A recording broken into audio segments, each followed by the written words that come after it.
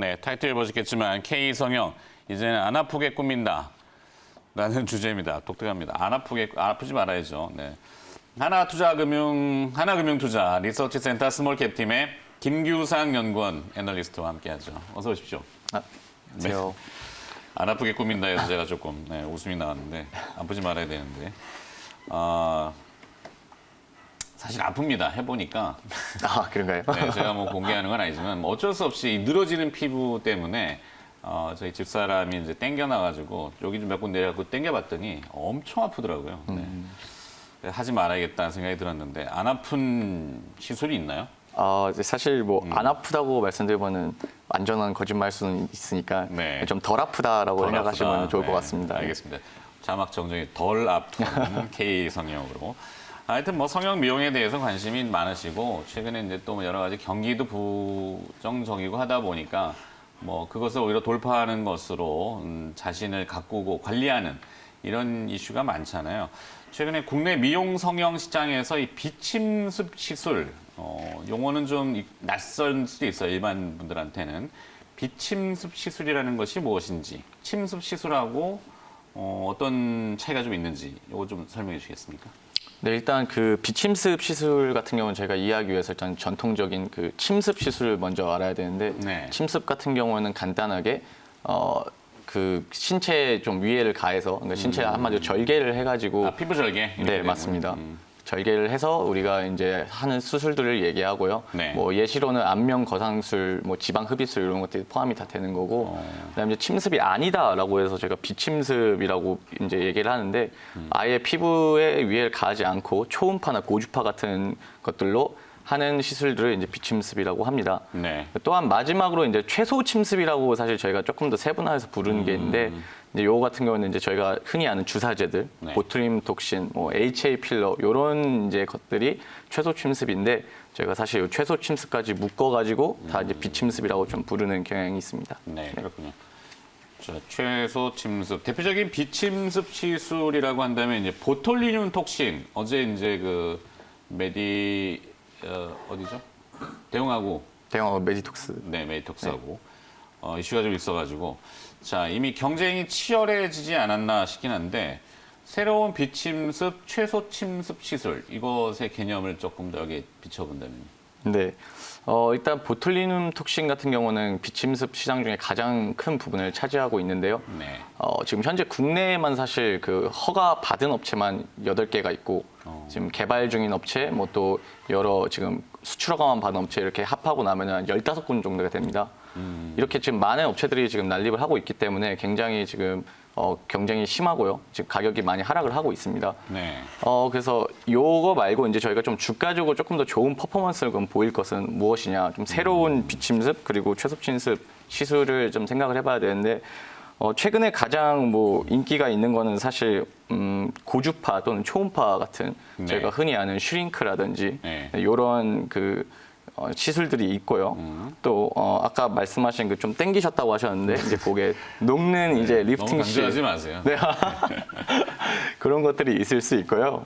네. 그 다음에는 실리프팅이라고 하더군요. 네, 맞습니다. 그 나중에 인체에서 자연스럽게 녹아가지고 그게 좀 뭐 인체 무해하다고 많이 얘기를 하고 저기요. 좀 이제 여러 가지 제가 너무 커밍아웃을 한 건 아니지 뭐.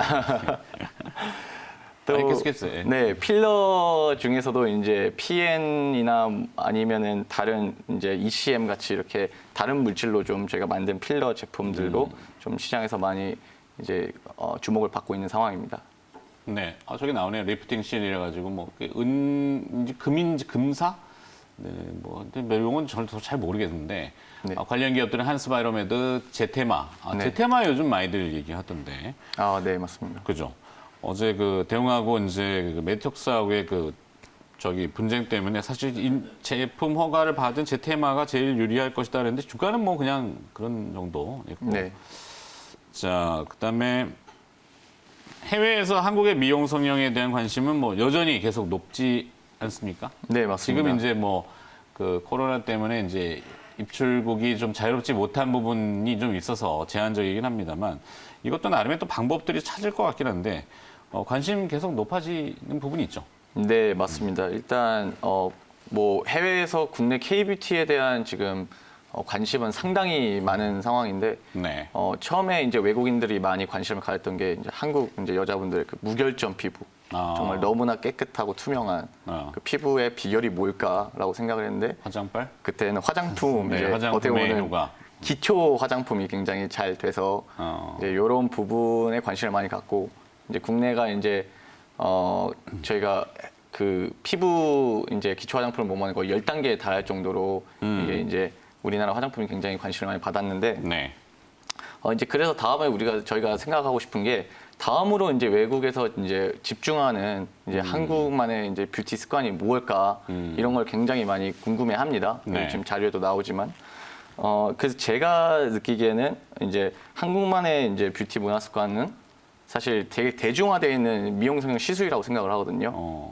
네. 그렇죠. 저도 이제 뭐 얘기를 자연스럽게 하듯이 워낙 많이 뭐 하라는 걸 권장하거나 할 수는 없잖아요. 근데 네. 이제 뭐 미용 성형뿐만이 아니라 의료적인 부분들 뭐 요즘 이제 쌍꺼풀 수술도 안검하수 때문에 하실 수도 있고 건강상의 이유도 있을 수 있고 다양한 거죠. 맞습니다. 뭐 또 화상이나 뭐 어떤 상처, 흉터 때문에 하시는 분들도 있고. 그렇죠. 계속 이어가 주겠습니다. 네. 그래서 이제 이런 것들이 지금 굉장히 주목을 받고 있고 한국 같은 경우는 사실 좀 성형 강국이죠. 네. 그래서 이제 외국인들이 점점 이제 국내에 이제 이런 시술이나 이런 K 브랜드들 에 많이 관심을 가질 거라고 생각을 해서 국내 업체들이 이제 수출을 할 때도 좀 도움이 많이 되지 않을까 생각을 하고 있습니다. 네, 특히 또 이제 20, 30대 여성들, 남성분들까지도 요즘 많이 하시잖아요. 네, 맞습니다. 네. 이제 뭐 욜로라는 표현도 신조어지만 있지만 앞서 제가 이제 소비에 대해서 이제 뭐 닌자 제너레이션이라는 표현도 썼지만 사실 지금 뭐 이렇게 세이빙 해놓거나 저축보다는 당장 가꾸고 당장 표출하고 이게 이제 또 새로운 문화니까 그게 이제 기업의 소비로도 성형 이쪽으로도 네, 맞습니다. 네. 긴급 재난지원자금 받으셔갖고 뭐 하시는 분들도 있고. 그렇죠. 요즘에 네, 뭐 그게 안경이라든지 피부 미용이라든지. 자, 그러면 이제 본격적으로 기업으로 들어가 봐야 되는데 앞서 잠깐 언급이 됐던 기업이긴 해요. 네. 이 기업 좀 설명해 주시겠습니까? 일단 저희 뭐 최선호주 파마 리서치 프로덕트 파마 리서치 프로덕트. 많이 얘기하고 있는데 이 회사는 지금 큰 모멘텀이 두 가지 정도 있다고 보여지고 있는데요. 네. 일단 첫 번째는 저희가 아까 전에도 말씀하셨지만 그 콘주란이라고 이제 무릎 관절염 치료제가 있습니다. 네. 그래서 요거 같은 경우에는 사실 작년에 처음 출시를 한 제품인데 작년은 이제 비급여 항목이었습니다. 이게. 그래서 한 해 동안 지금 70억 원의 이제 매출을 올렸었고요, 작년에. 네. 근데 올해 같은 경우에는 이제 2월에 급여 전환이 확정이 됐습니다. 그래서 이제 사실 1월, 2월에는 영업을 하지 않았고 3월부터 재판매를 시작했는데 3월에 이제 10억 원의 매출을 올린 것으로 파악이 되고요. 네. 지금 2분기 동안은 4월, 5월, 6월 계속 지금 MOM으로 지금 매출이 성장을 한 것으로 지금 보이고 있고요. 이런 추세라면은 지금 계속 이제 하반기에도 성장이 예상이 됩니다. 일단 급여 항목이 됐음에도 불구하고 지금 대형 병원에 전혀 안 들어가고 있고 그 부분도 성장 모멘텀이 될 수 기업 있고요. 입장에서 보면은 비급여라고 하는 그 보험 적용이 안 되는 것이 수익성, 판매하는 회사 측에서는 수익성이 또 좋은가요?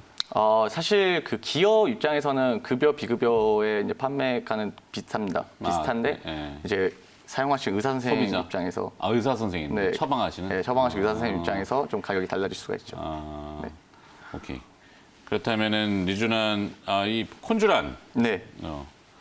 어떨까요? 뭐 계속 매출이 하반기에 늘어날 거다 이렇게 전망을 하시는 겁니까? 네, 맞습니다. 저희가 중요하게 보고 있는 거는 일단 콘주란의 기존 콘주란 대신 사용하던 제품인 히알루론산 이제 주사제가 있는데 이 제품도 똑같이 급여 항목인데 이 주사제 같은 경우는 6개월에 3번밖에 급여 적용이 안 됩니다. 콘주란 같은 경우에는 사실 5번 적용이 되고요. 네. 그래서 어떻게 보면 이제 처방하신 의사 선생님도 좀 많이 선호를 하시고 하는 부분이 있어가지고 하반기에도 계속 좋은 흐름 이어갈 것으로 예상이 됩니다. 네. 그 리주란 무통주사제, 무통주사? 이것도 얘기가 좀 들던 것 같은데. 네, 맞습니다. 리주란 힐러는 이제 아까 말씀드린 것과 같은 이제 비침습 주사제인데 네. 이 주사제 같은 경우에는 지금 통증이 좀 굉장히 높은 걸로 알고 있어요. 많은 걸로. 네. 그래서 조금 진입장벽이 있습니다. 처음에 맞기에는. 그래서 이제 요거를 이제 하반기쯤에는 이제 완화를 해가지고 저희가 신제품을 2종류 내놓기로 지금 예정이 되어 있습니다. 그래서 그런 부분을 생각을 하면은 이제 이 지사제가 원래 190억 정도의 매출을 했는데 올해는 200억을 이제 훨씬 더 초과할 수 있지 않을까라는 예상을 하고 있습니다. 알겠습니다. 자, 마지막 종목이 하나 더 있는데 이건 좀 짧게 좀 함축해서 부탁드려볼까요? 네. 저희 클래시스라는 이제 회사가 있는데 이제 클래시스는 슈링크로 굉장히 유명한 이제 회사입니다. 네. 메가 브랜드가 이미 됐고요. 슈링크 같은 경우에는 이제 이 다음 타자가 무엇이냐라고 생각을 했을 때 지금 클래시스에서 준비하는 게 이제 클라2 알파라는 이제 냉각 제어 장비가 있습니다.